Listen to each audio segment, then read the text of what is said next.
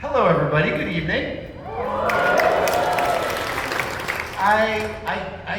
Look, I know you are touring around the country and you're going to have a lot of tours, but I want to submit that this might be one of the most appropriate places for you to be interviewed. This is a palace to information that people might not be paying enough attention to and what it can teach us about ourselves, right? Yeah. You know what really struck me walking around the building here is like there are just the little, printed signs, like, in the restroom, like, please, close this door after use, this way to so-and-so.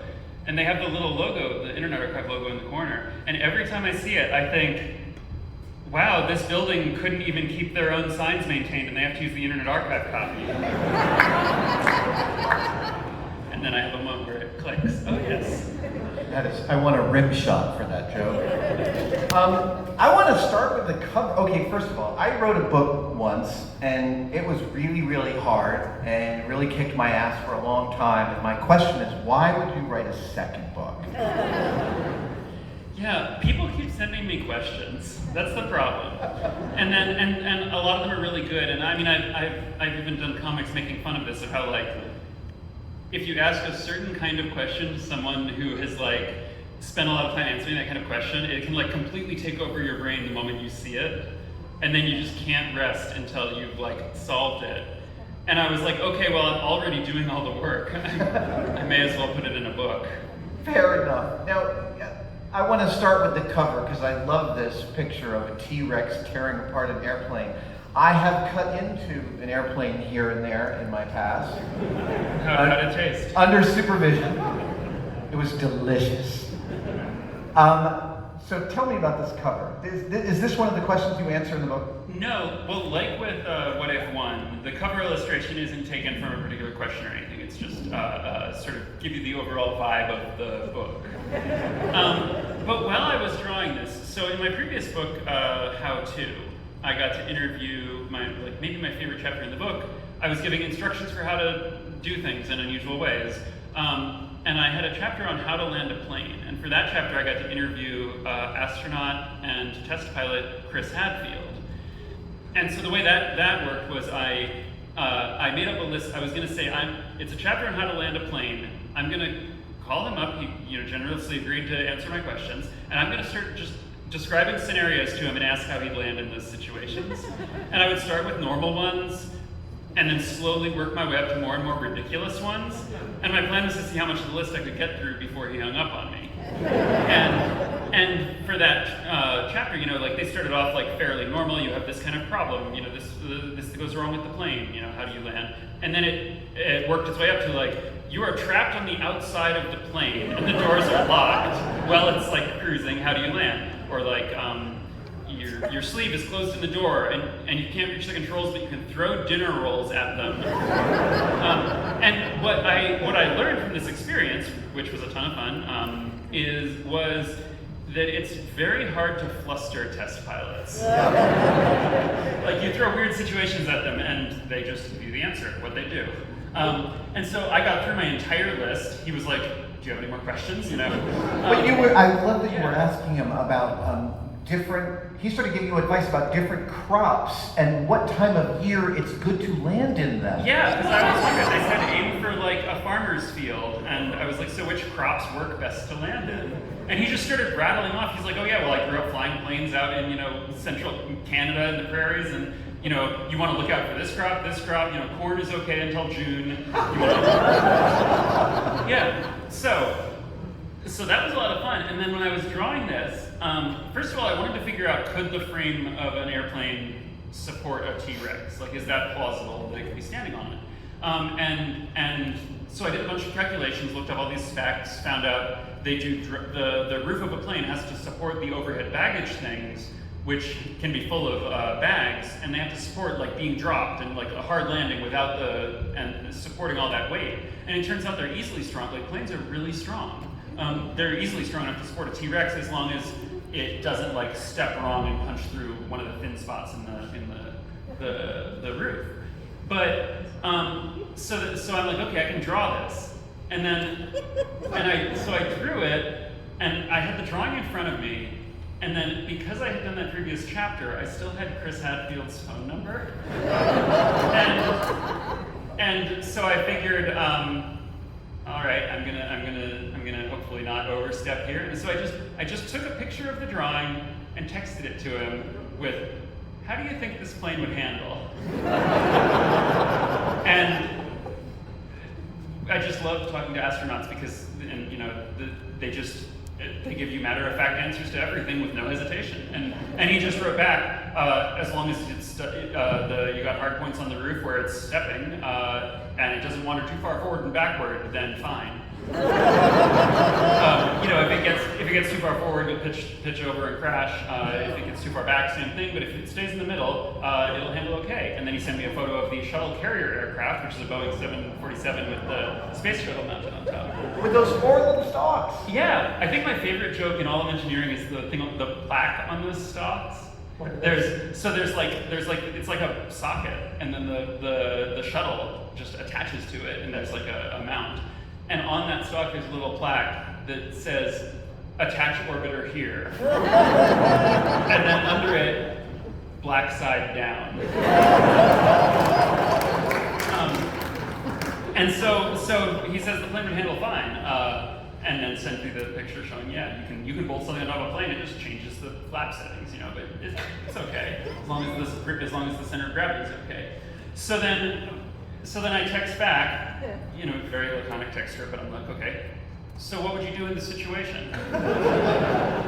And no delay, just like instant typing, he's typing right away, and then pitch forward, try to get negative G's, meaning you pitch forward and dive in a way that will fling the dinosaur up, then go into a dive to gain airspeed. Try to pull it off that way, and if that doesn't work, you could also try rolling back and forth and see if you can shake it off. I wasn't sure that was going to be the solution, so the idea that he immediately jumps to get the T-Rex off the plane.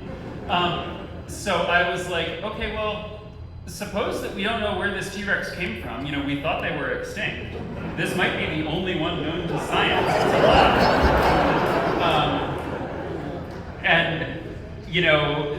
This could be invaluable to paleontology and biology and science in general. And he just immediately texts back, "Not my concern."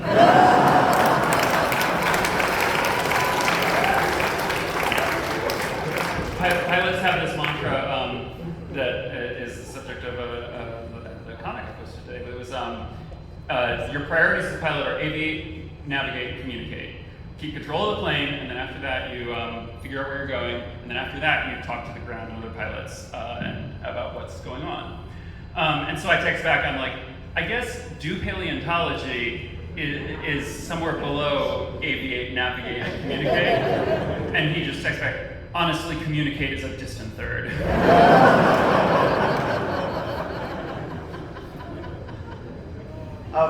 I want to pay you a compliment that is really heartfelt. But Randall, you are one of my all-time favorite science communicators. Oh, well, thank you.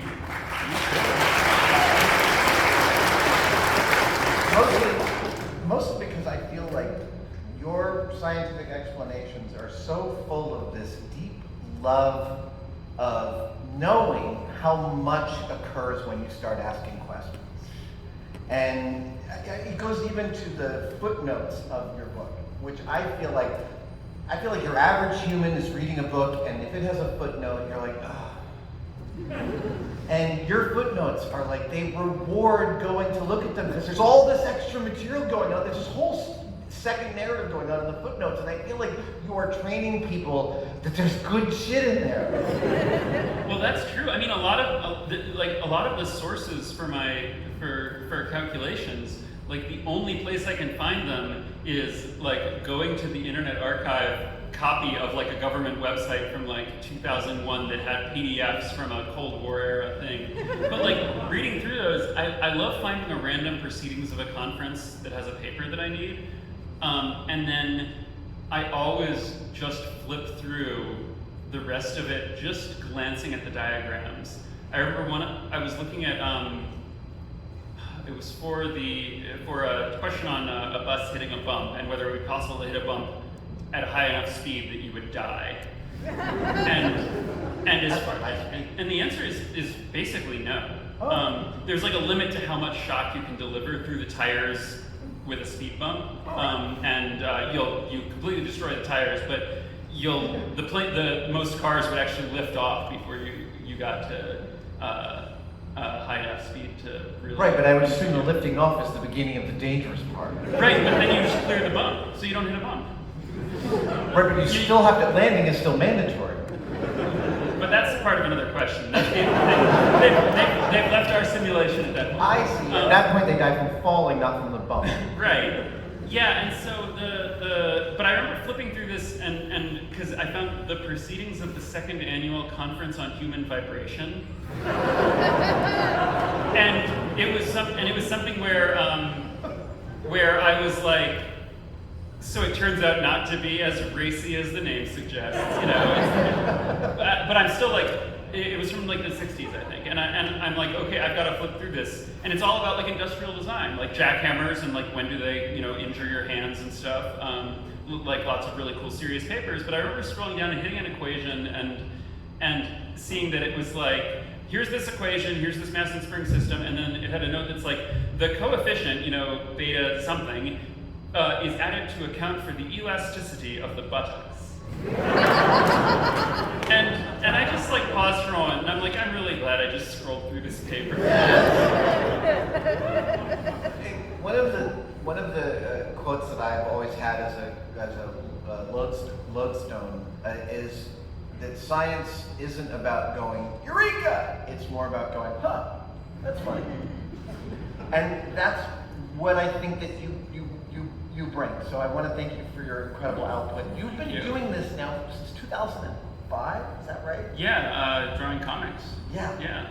So I'm curious, over the last 17 years, the release of your second book, what are you most surprised by in that time? What has surprised you the most about what you've put into the world? It sort of feels obvious in retrospect, but I was surprised when I realized that kids would like reading these books. In part because, like, I was just writing them sort of for myself. But I guess I hadn't put two and two together about, like, little kids ask a lot of questions and really like, you know, getting answers. And what's been great about this, though, is that in the course of you know, discovering this, what I've learned is, especially after I put out my first What If book, a lot of people who read my comics or who, you know, had read the first book have had kids, and their kids have hit the age where they're asking like why questions to everything. And it turns out a lot of people, what they've started doing is when they'll try to answer their kids' questions, and then when they hit one where they're like, I don't know what to make of that question, then they email it to me. And it's really great because kids generally just ask better questions. Really? Yeah, I was, because I don't think, you know, people are like, oh yes, kids have childlike curiosity, they haven't lost it like adults who are, and I'm like, I think adults are curious too. I don't think that there's, like, that doesn't seem right to me. But what I do think is adults are really nervous about revealing when they don't know something. And I mean, I'm certainly, I had a New Year's resolution a while ago that when someone used a word I didn't know, I would ask what it meant. And that was so hard. And I'm like, I have written several books. I should feel secure in my vocabulary, but it's really hard to admit you don't know something, you know? And so adults will try to ask questions that they think like seem smart. You know, they'll wait until they've like added enough elements where like, I think there's an interesting science question here. You know, they'll be like, it'll be like you fire a nuclear bomb into, you know, collides with a train going at the speed of light, and then there's ice 9 on board, which converts other ice to, you know, water to ice. And, you know, and they'll like add in all these elements, and the little kid will just ask a question like, I want to build a 1 billion-story building, can I do that? And like, that's a much simpler, like more straightforward question, or maybe my favorite question in this book, the first one is from a 5-year-old named Amelia, that's, what would happen if I filled the solar system with soup? This. I like cried when I started to read the, because I read that question and I thought, I'm not even sure where you'd start to answer this. And then you methodically worked through it at a scale that blew my freaking mind. Yeah, well, that's what I like is that it not just is it a really great question. Like, it's fun, it's interesting, I had never thought about it before. There are no scientific papers answering it, like, specifically. But also, it's way more destructive than the nuclear bomb, like, speed of light train one. So it's like the adults who are trying to make their questions cool and exciting, like, are outdone by kids just asking things they want to know the answer to that just put, words together. Well, in your answer, you got to this point where you talked about how large that entity would be, soup out to Jupiter-ish. And I think you say it's would be one of the largest objects in the Milky Way galaxy. Yeah, so and this is, from a physics background, right away I sort of know, like, you put that much matter together and you are in serious danger of creating a black hole. And so you can do that calculation and figure out where the event horizon of this soup would be, like the point at which its gravity is so strong that light can't escape. And it is outside the soup. It's like out by, Uranus or Neptune. And so the soup is at the start of the scenario a black hole. And so it promptly starts collapsing inward. And it's not just a normal black hole, the kind we see every day. It would be really big even by black hole standards, like not quite as big as the very biggest ones we've seen. But it's comparable. And so it would first of all immediately slurp up the rest of the solar system into it, out past the event horizon, all of the comets, the Kuiper Belt objects, Uranus, Neptune, Pluto, etc., and then nearby stars. As it moved through the galaxy, then over the next few million years, whole chunks of the galaxy would either follow straight into it or fall past it, get deflected, and get launched out of the galaxy. So it would carve a swath through the Milky Way. The thing that's so lovely about it is it starts with this absurd question and then ends up in a really unique way, giving us a sense of scale for our galaxy using the thing we're always talking about, which is the scale of the solar system. Yeah, and then in the other direction, you can figure out how many calories are in the soup. Did you choose a specific soup, like pea soup or tomato soup? Well, there's a theorem in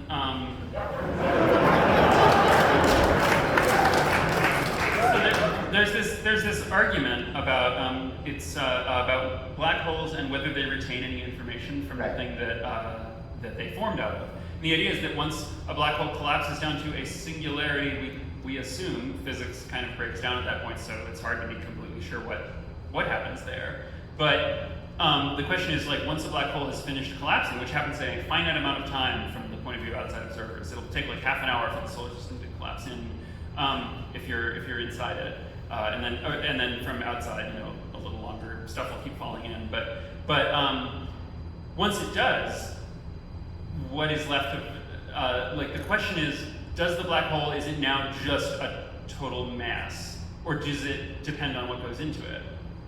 Or are all black holes identical, just varying based on their size and the size, rotation, on electric charge, and maybe one other variable I'm forgetting, I don't know.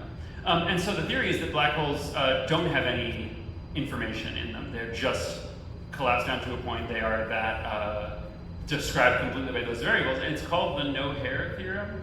That black holes have no hair, or because they have no features. They're uniform. And so it doesn't matter what kind of soup goes in, because at the end it's black hole soup. Right, so its mass is within some bandwidth, but the lightest possible soup, a broth, for instance, would still be enough mass. It's still a black hole soup, but if you say you found a hair in your soup, they're like, no, you did not. Black holes have no hair. I also love the chapter with Chris Hadfield in your first book. I'm curious about, do you have a favorite expert in the writing that you encountered in the writing of this?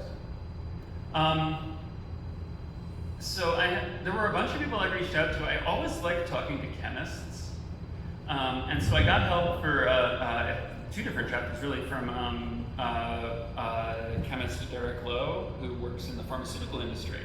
And what I really love about talking to chemists, especially ones who have like had a lengthy career of working with chemicals, is like they have very firsthand, like you ask about a chemical structure and they will immediately they'll respond in terms of like its smell, or like how hard it is to carry, or like what's, you know, all these like texture and like cloudiness and like very tactile descriptions in a way that you don't get when talking to like astrophysicists. Right.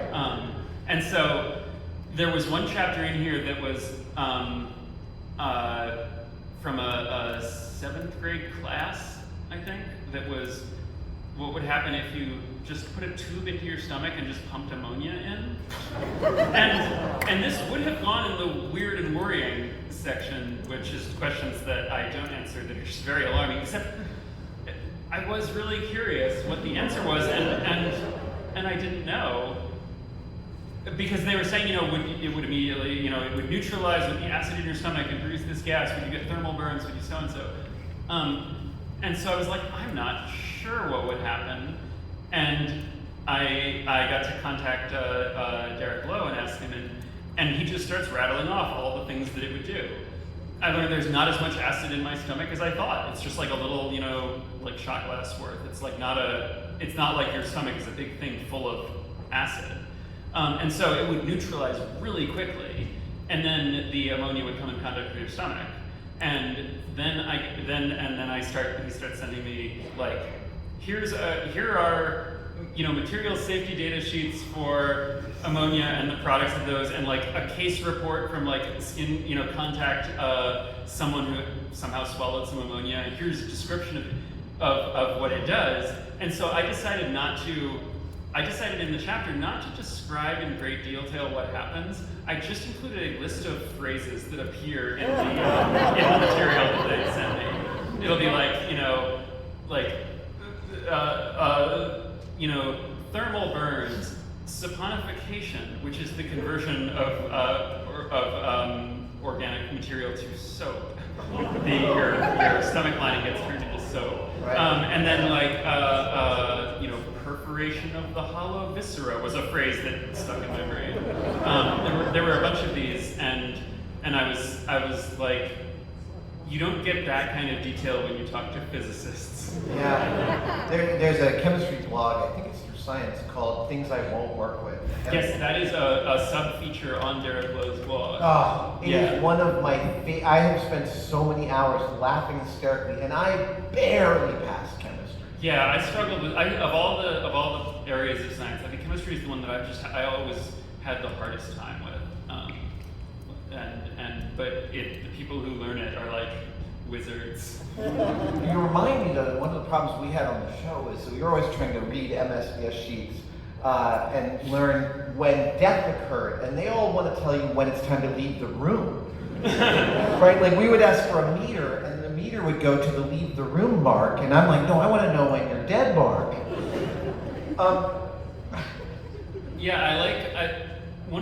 It's interesting when you go into the areas of science where you're like, we want to know how this material behaves under these circumstances, and there is an account by one person who is like the only person who's seen those circumstances and survived long enough to give an account of them. Yes. And you're like, oh, this is fun. This is like good science here. And Derek likes bringing up cases in which the substance at hand has only ever been synthesized by humans once in history and will never again be attempted. Yeah, there was the one in the early 1900s, late 1800s in Germany, where there was a chemical that was, I think, some kind of a mercaptan relative, which is the stuff they put in a gas to make it smell bad, that was made in a lab in some reaction and then spilled out the window. The smell it produced, it was like one of the most intense, like literally one of the most intense smelling chemicals ever discovered. No one's sure exactly what it was because no one wants to repeat the experiment, but it spilled out the windows, and like a huge section of the city had to be evacuated because people were just getting sick and like couldn't breathe and were like running. It's like everyone got sprayed by a skunk at once in the entire town.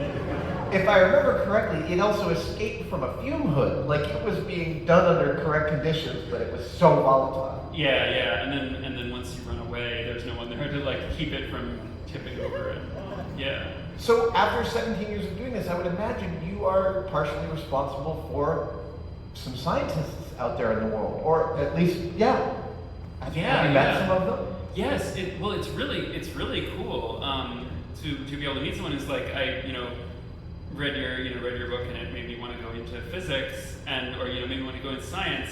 And I always am a little bit. I'm like, which parts of this did you try to do? Because when I was starting off, I was a big fan of all your work, and I sort of thought of what I was doing was like I figured like no one can do what you were doing as well as you were doing it. It's like, and often when I'm trying to get data on how something behaves in weird circumstances, like I go through a whole bunch of papers, and then the only reference I can find is, on an episode of Mythbusters, they did set this up and taped it, and I will like get clips and like watch with like a stopwatch trying to figure out like, you had one where it was validating the equations for how fast a coin will fall. Yeah. And I forget which chapter in here, but there's a chapter where I had to use a bunch of models of falling debris disks. And I went through all those same papers, like, and got more sophisticated models. Like I found like some fairly sophisticated models and spent a bunch of time on that. But I was like, I need to validate this with this is telling me how fast a coin will fall.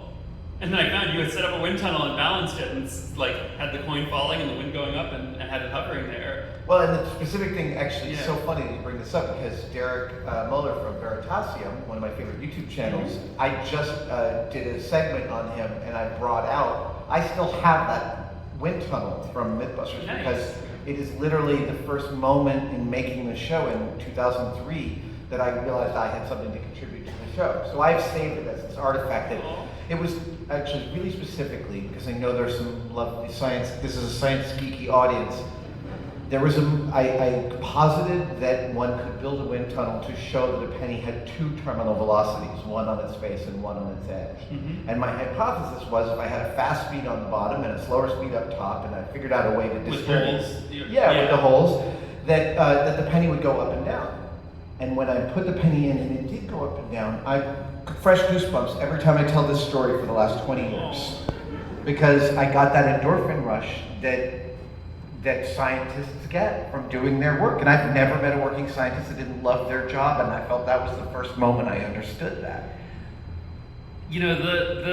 What's been really exciting for me is getting to see, so like when I did What If 1, there were some things in there where I didn't know the answer, or like when I'm researching these, every answer brings up a bunch of new questions.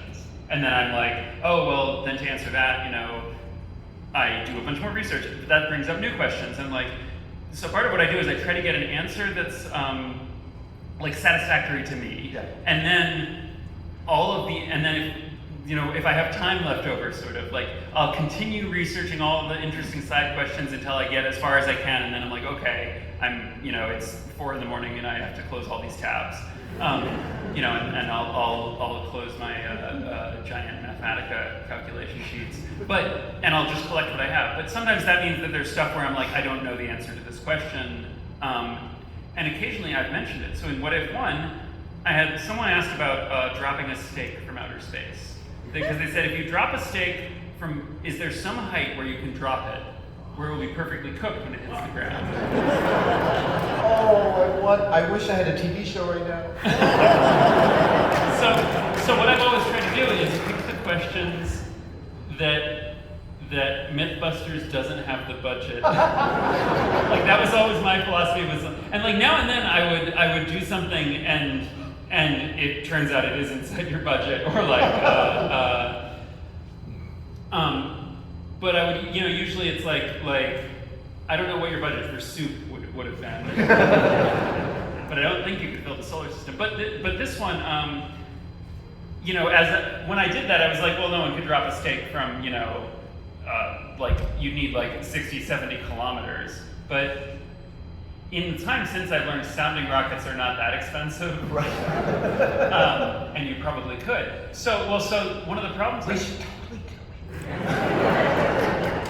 Well, so what I learned, so in my article, in my chapter, as I'm answering this, I calculated how quickly it would fall, because it starts in thin air, so it falls faster and faster, and then it starts entering thicker and thicker air, and eventually reaches a peak speed and slows down.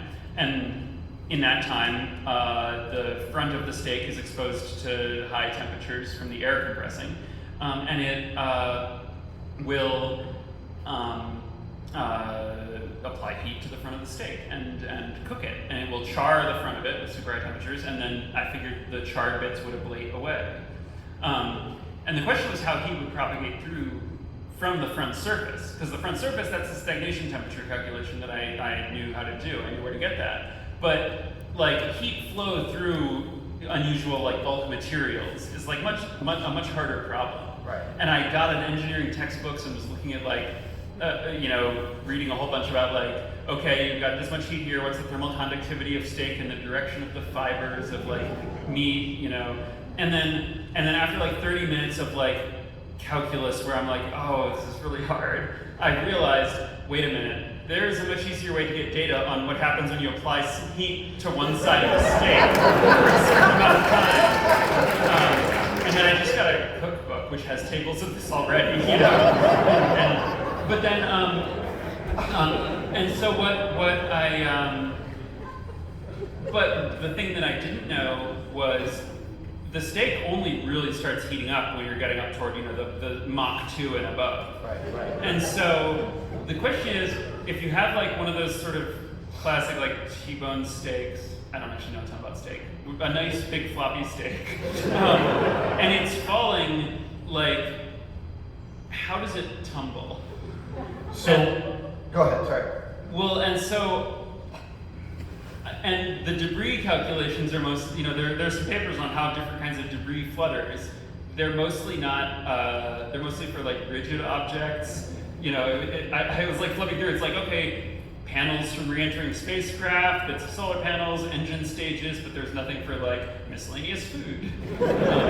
There's this really specific thing though, that most objects will fall stably in the orientation of the highest resistance. Yes, width. Which is why in my book I drew it falling face on. Yeah, that's kind exactly. of curved a little, figuring. But I said I don't know how a steak would really behave at hypersonic speeds. Yes. And like that was just something where I'm like, I don't know what it would do. Maybe it would tumble, maybe it would flutter, maybe it would break itself apart. If you have a hypersonic wind tunnel and want to give this a try, just let me know. A few years later, I got an email from these two then PhD students at the University of Manchester, I think, who were like, hey, we had finished up our work on like hypersonic temperature tolerances of different materials, and we had time left over on the wind tunnel. So one of us ran out to the grocery store and got a steak, and we've got some data for you. That's amazing. And I'll say it was both like validating in like I was excited because it basically showed like the calculations were right about like the temperatures you'd get and how quickly it would get through the steak. And they showed some infrared footage and you can see the heat spread across the front of the steak, gets really hot, and heats, and then it cools back down and the interior of the steak is still like refrigerator temperature, And so, which is what I had predicted in the thing, and you see the outside of the steak start to get worn away, like where it singes and then you get blackens and then it breaks away. So I was right in the sort of quantitative sense. I did not appreciate how unappetizing the result would be. a steak that has been subjected to hypersonic winds looks more ragged than I imagined. So, but I like that, I like getting to see what things I expected and then what things I did not quite appreciate until it happened for real. Well, now I'm thinking about how the fact that one of the innovations White Castle made with their burgers is that they make them thin with 5 holes in them so they can only cook them from one side. So I wonder how far you'd have to drop White Castle burgers. And then do you drop their buns from a different height if you want toasted buns? Harold and Kumar go to lower.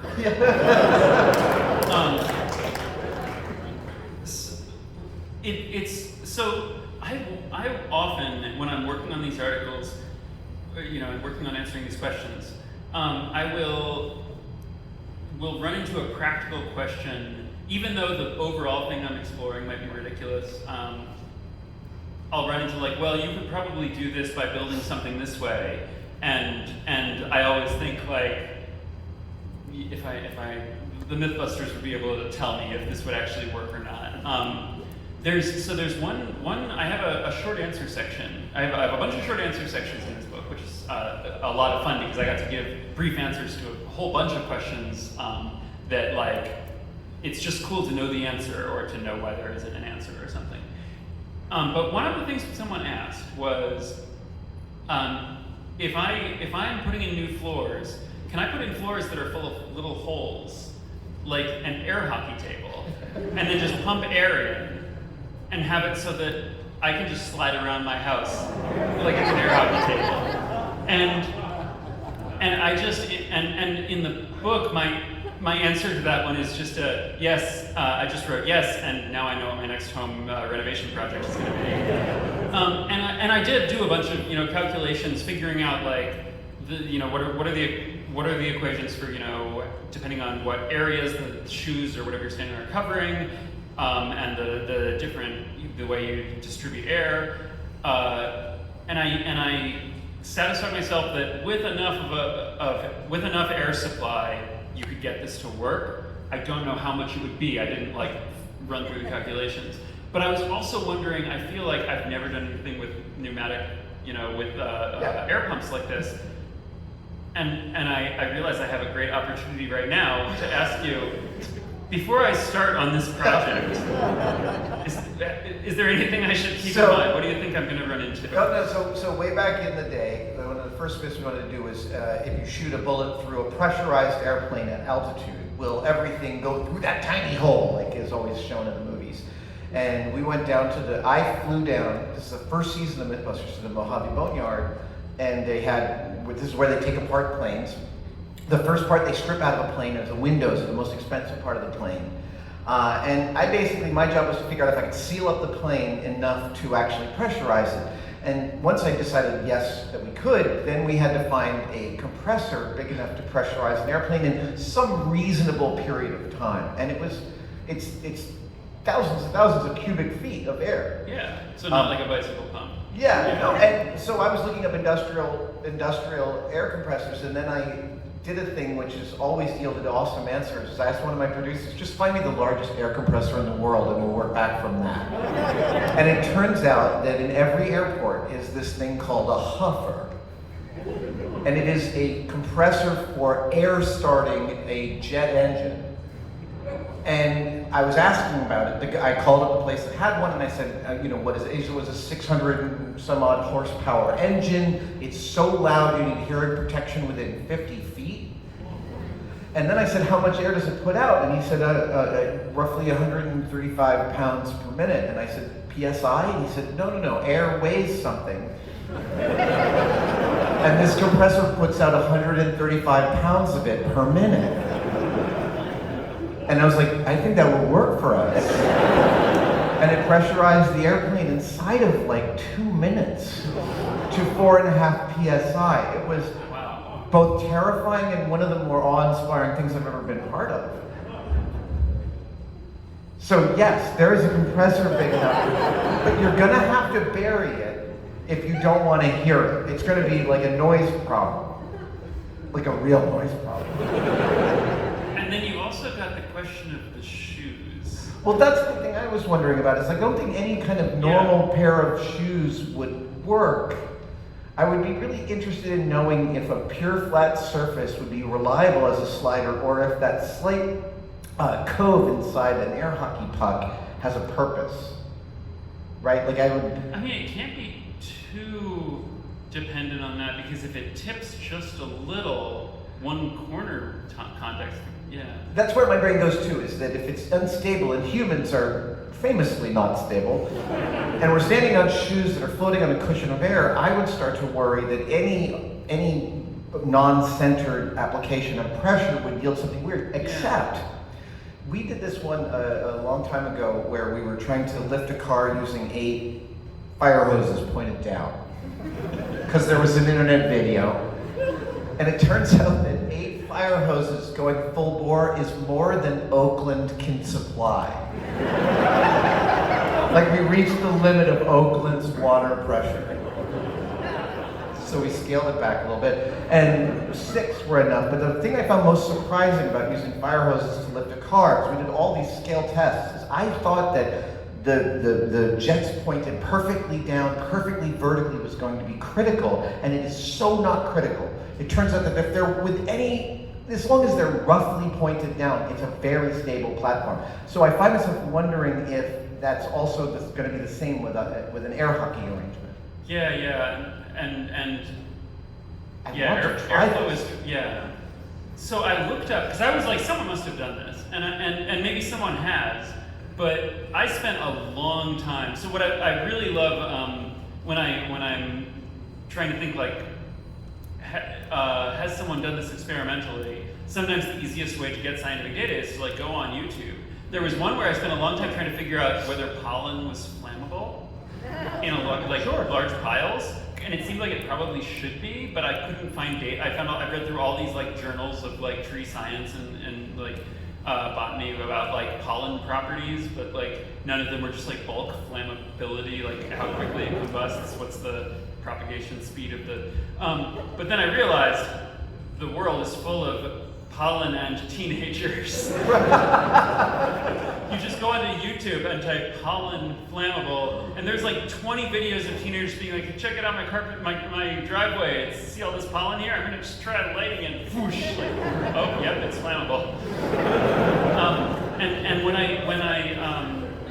So I was like, someone must have just built a big air hockey table to play on. Like, it takes plywood and drills and a compressor, you know.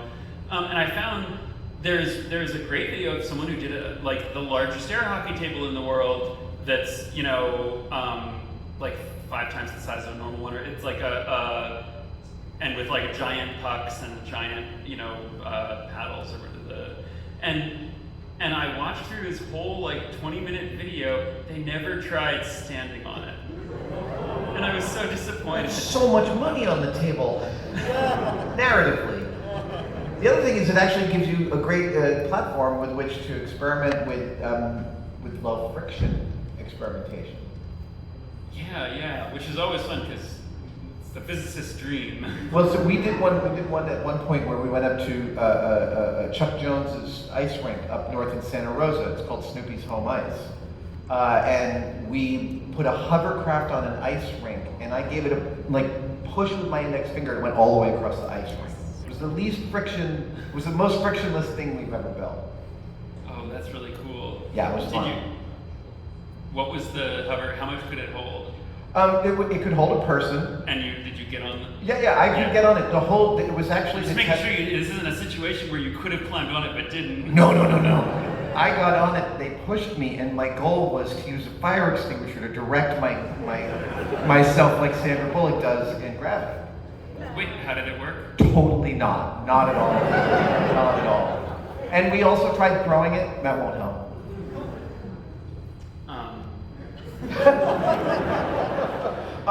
One of the. No, I'm immediately thinking, okay, well, is there a way to get that giant compressor to help you? Yeah, so it's rental.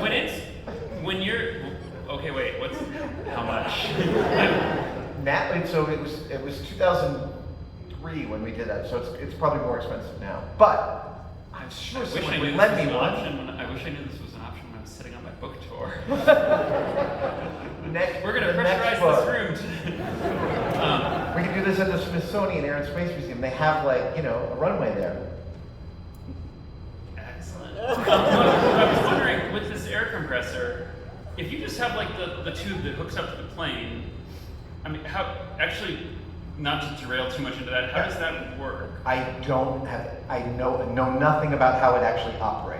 Well, but how does the tube connect to the plane? I really don't know. I kind of was assuming that they just blew it into the engine and made the engine turn because it was so much power. Oh, right, because you're using the plane's own pressurization. I was thinking you just had to cut a hole inside of the plane and attach the hose from the compressor to it. Which could be, but Yeah. I was assuming because it was so powerful. Because I was wondering what, I was just wondering if you can, if you take the hose from that compressor and just point it, Yeah. how far away can you blow stuff over? I will tell you that it was so loud that all of us working around it had earbuds in and earphones over the buds, and we were doing that smile that you do when you're like, wow, this is super messed up.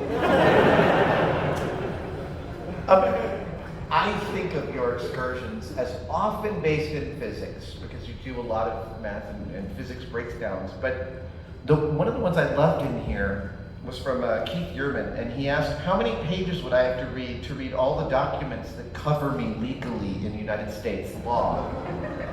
And I thought, what a magnificent question. Tell me about how you answered that. Well, so it's easy to, first, so you think, okay, what are the laws? I'm writing this, I was in Cambridge, so I'm in a city, it has ordinances, so I have to read those. And the state also has laws, I'm fairly sure, so I have to read those. I'm in the United States, which has federal laws that would apply to me too. And then those are under the Constitution, so that is a set of laws I have to read. And then the international treaties are also incorporated in there. And so I could look up first easily the Constitution. I have read, it's like a couple of pages. It's not it's not a gigantic document. Haven't read any of the others all the way through. But so I start tallying them up. I downloaded the U.S. code from one of the repositories, counted the words, and then I learned there's also federal regulations, like the Code of Federal Regulations, which is basically laws created by administrative regulatory agencies. And then at that point, I start trying to tally up all these things, but then I keep on realizing there are more types of law that I hadn't included. So I reached out to the Harvard Law Library and was like, weird question, but how many laws are there? Just page count.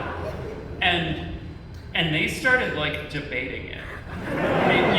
Because the problem is, so what it turns out, the largest source of law is case law.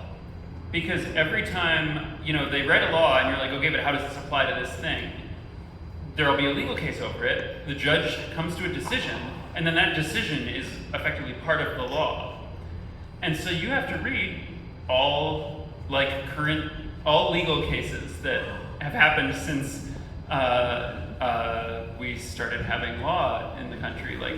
But also, given there are bigger and smaller infinities, there are laws that apply to you just standing there, and then there are laws that apply to you once you start to do something, like renovate your house or raise a child. Yeah, and so and you don't know which ones are going to apply to you.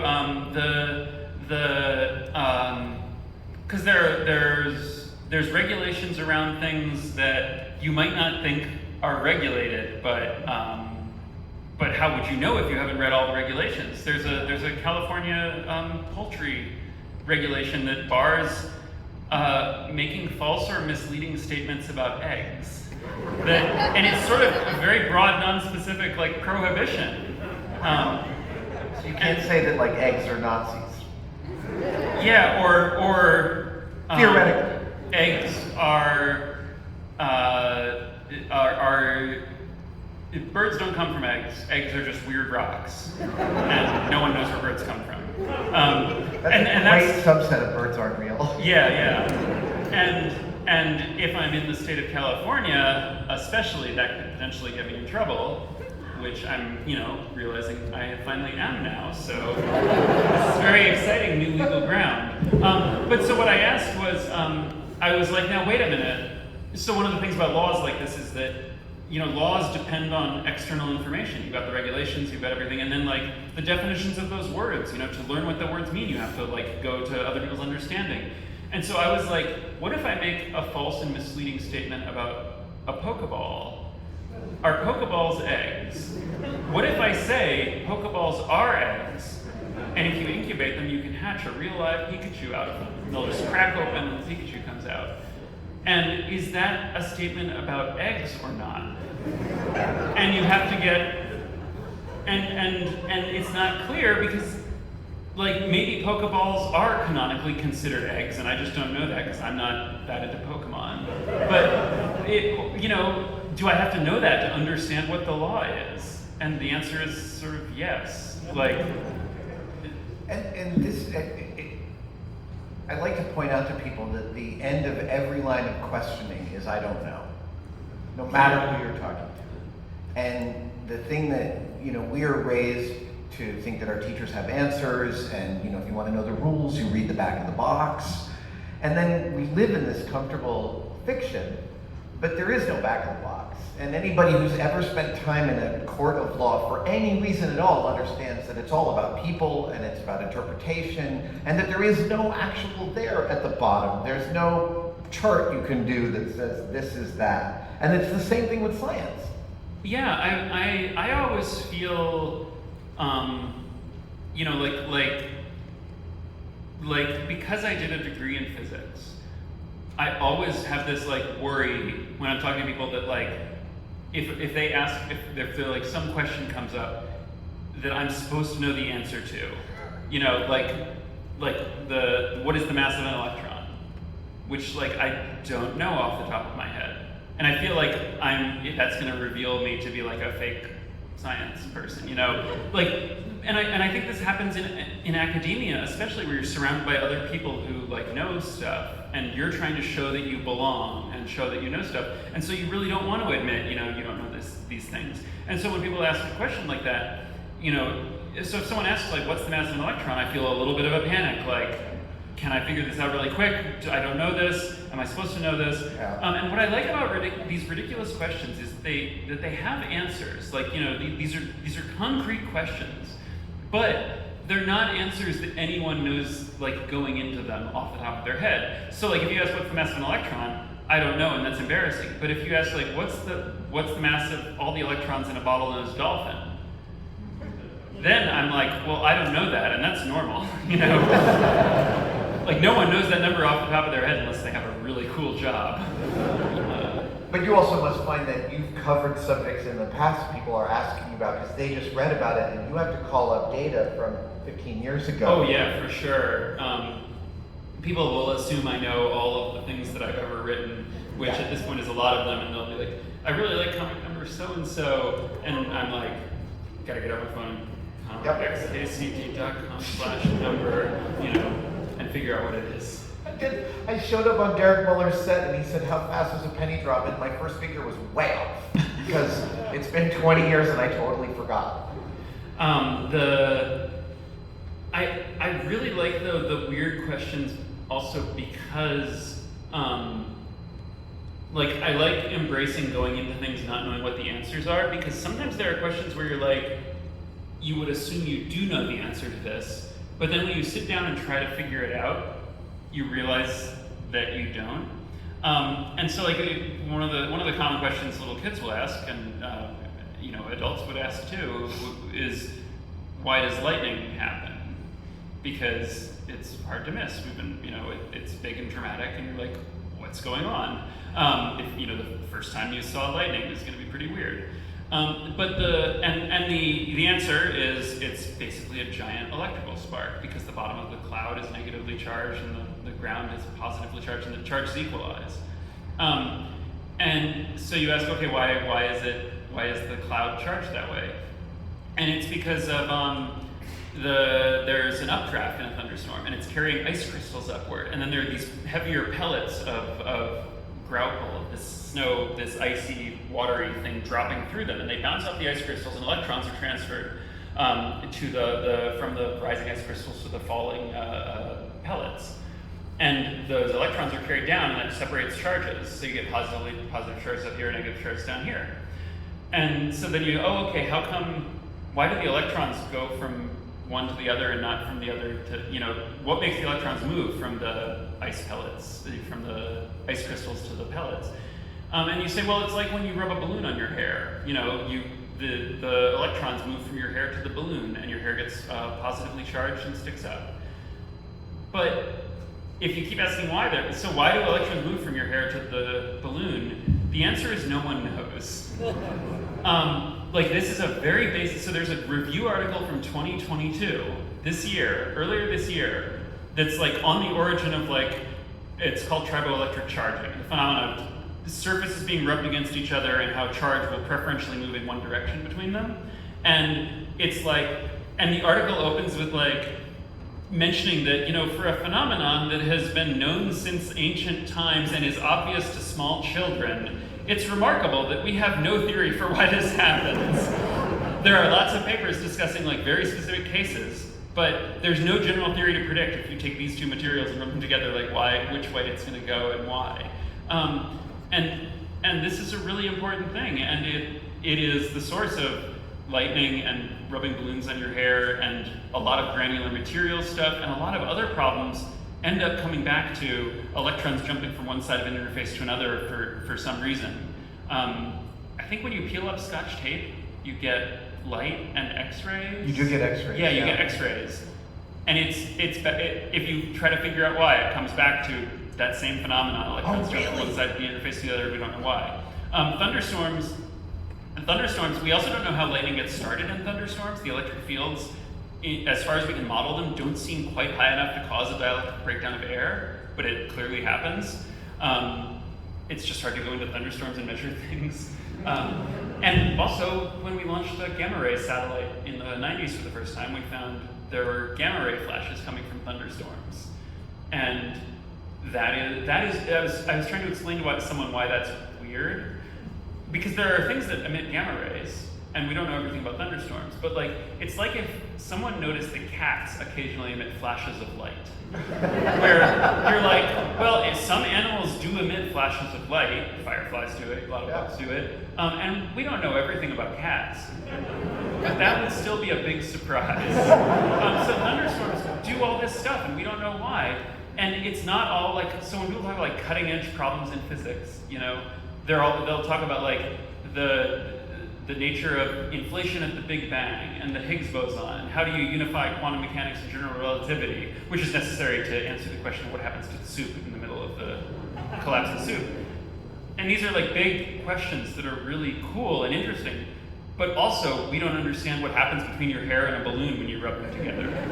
Well, the hair and the balloon thing, it falls into that famous story about Richard Feynman having spaghetti with a friend, and they're breaking the spaghetti, and the friend notices that spaghetti breaks into 3 pieces instead of 2, and from a material science standpoint, that's interesting. And they never got to dinner because they broke every strand in the house. And there is something in the origin story of every scientist, everybody who loves science, is that they found that there was a place for them.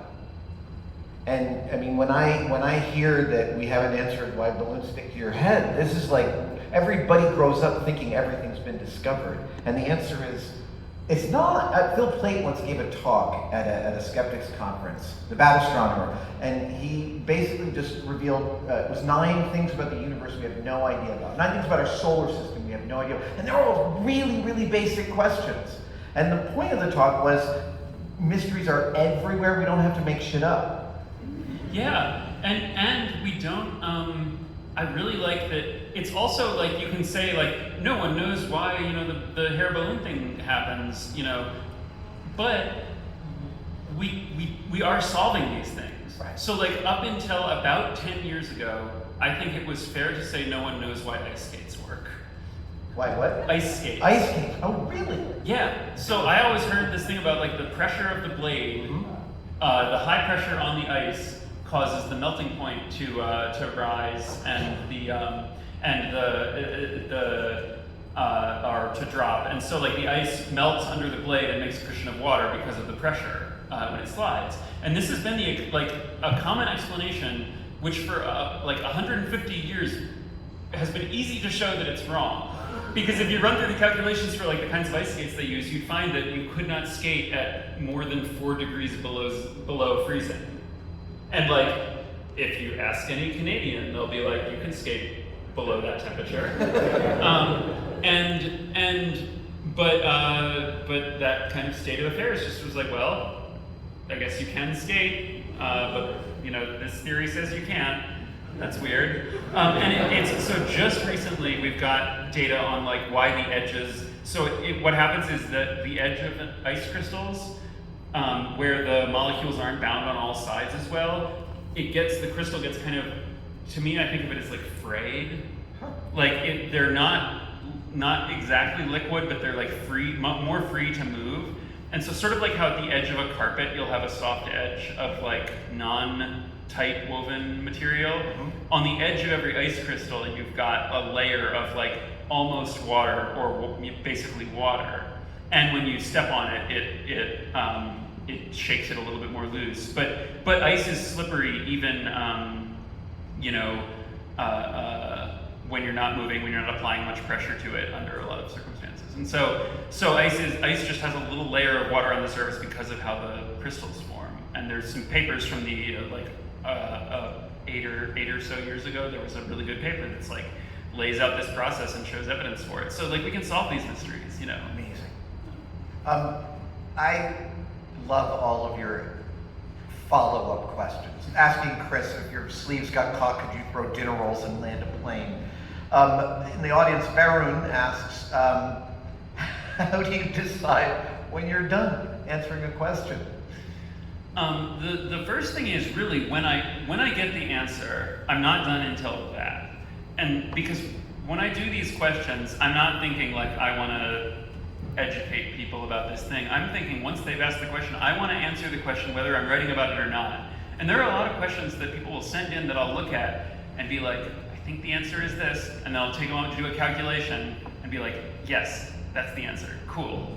And then, but then I don't have anything more to say about that, and I'm like, okay, well, moving on. But I've satisfied my curiosity and selfishly not shared the answer. But often it takes me a lot of time, and sometimes it'll be many days before I've got the answer. And then my rule is really basically,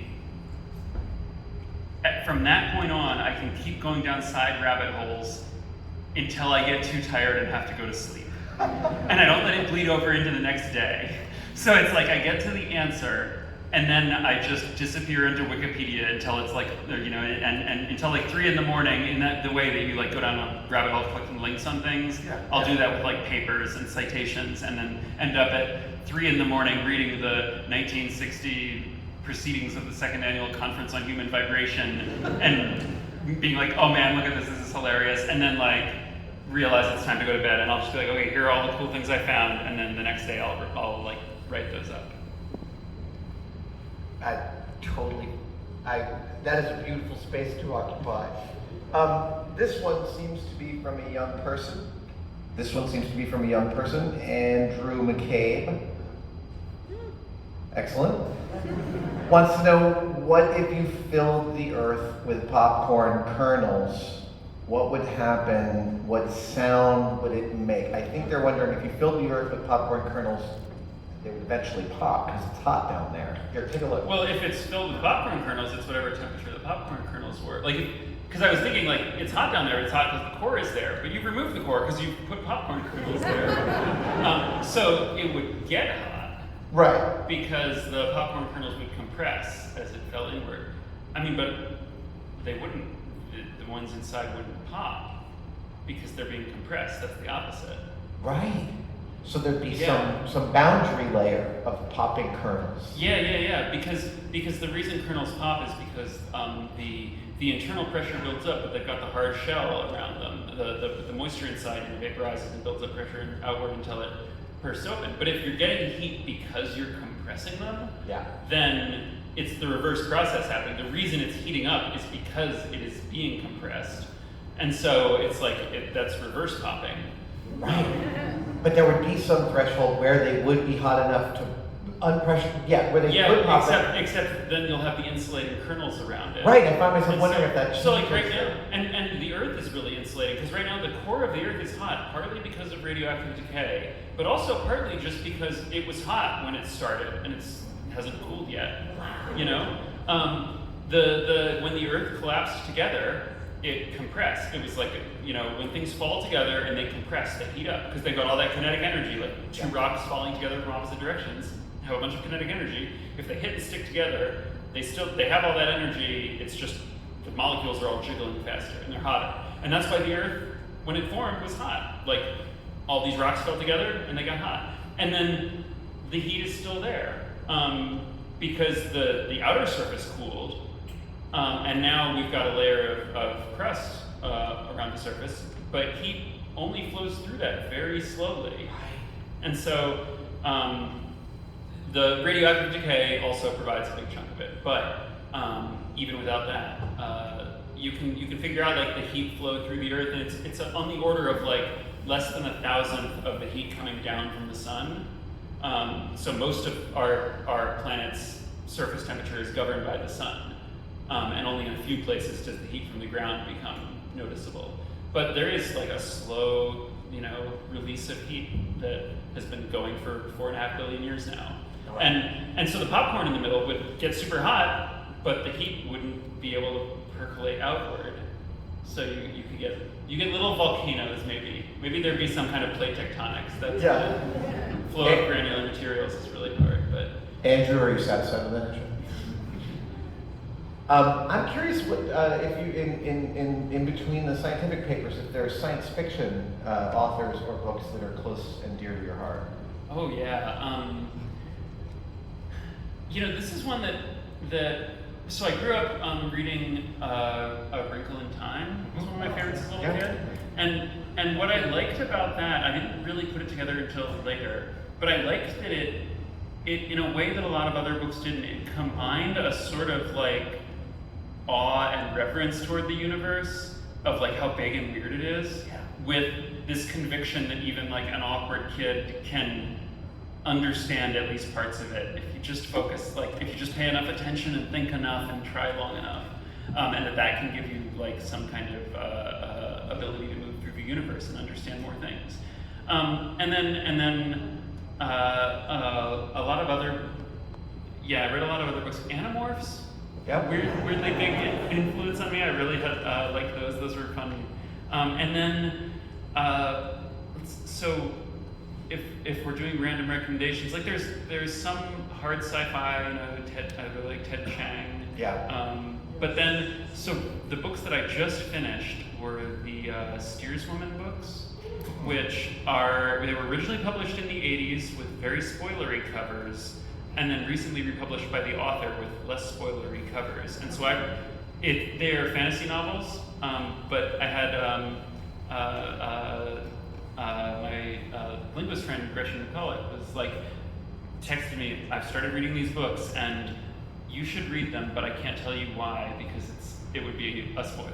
Oh. And I was like, okay. And now I finished them, and now I'm saying that to other people. So they're fantasy novels. They take things in an interesting direction. They're a lot of fun.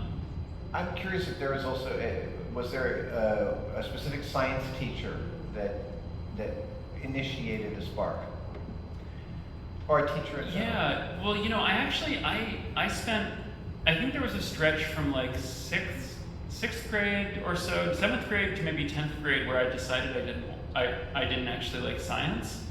Where I was just thinking, like, I hadn't had fun in science class for a while, and I was like, I thought I liked science. I don't know where I got that idea, though, because I'm realizing, you know, I'm never really enjoying what we're doing in science. And there was, like, some dissection, which I didn't really enjoy, and then a lot of chemistry that I really struggled with. And then in 10th grade, I asked a question about something to do with radioactivity that I was just curious about. My teacher was like, oh, I don't have this, but I'm not sure of the answer, but I think you can find it here. And pulled down a physics book and gave it to me. And I started flipping through it, and like every page was something I was interested in. Oh. And I was like, oh, all the science, this is where it's collected, the science I like. You know, and then that set me on my path to being a physics major. I I realized the thing that I really liked about teachers and then about professors in college is the ones who you could ask them a question that was like outside the curriculum. You know, we had one physics teacher who you could ask stuff like, you know, you've laid out this two-dimensional process. How would this work on a sphere? And he'd be like, good question. And then like give you, you know, a decent guess at an answer. And that made me really excited, realizing that you could like it's not just going through the book and learning all of the things. Like, there are people out there who you can ask questions outside the book and they will answer them. And I'm like, whoa, wait a minute, we can ask anything we want, you know? That was very exciting for me. I have another audience question here. Have you ever been wrong in one of your what if answers? Have you had to issue a correction? Yeah. There's plenty of those. You know, there are things that I'll get wrong. I'm definitely I struggle with like basic algebra. Like, I tend to reverse like positive and negative a lot, and I'll switch words like million and billion. So there are a lot of you know, typos like that. And so actually for these books I have a fact checker. I have 2 fact checkers who I hired who will go through and like repeat all the calculations and figure out the places where I had put like kilo when I meant, you know, mega or something.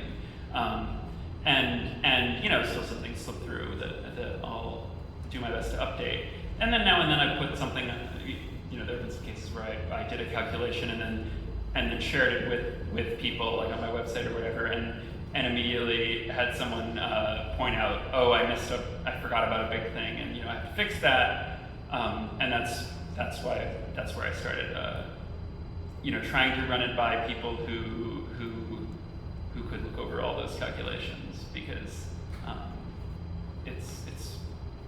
it's definitely hard to get everything right. So like before I was writing stuff for a big audience, because anything I write about, people who are experts in that specific thing could easily read it, you know? Right. And so, and it's sort of like how, so like I thought I was, you know, was good at stuff, but then you see people who are like, who know that thing inside and out. It's sort of like how I thought I was a good speller until I started hand lettering a comic for the entire internet. And then like rapidly learned all of the words that I thought I knew how to spell but did not. And now I know I'm an average speller, you know. That is like that internet axiom that if you want an answer to a question, you don't ask it on the internet, you assert a bad answer to it. Yeah, that's definitely very effective. Well, in the celebration of loving and good answers, Randall, I can't thank you enough for spending this time with us. Can we have a big hand for Randall?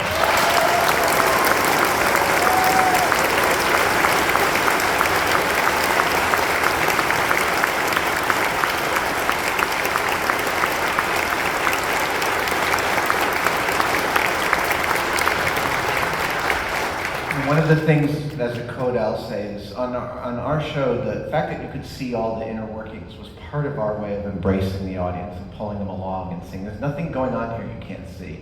And by the same token, the absurdity of your excursions here feel like a big hug that says, that's not a stupid question, there's lots to learn along the way to this absurdity, and I just thank you for putting that in the world.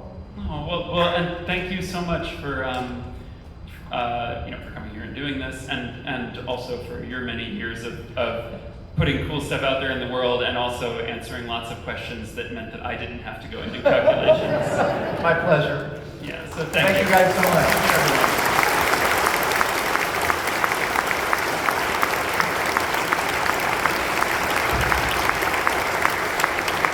Well, keep it going for Randall Munroe and Saturday.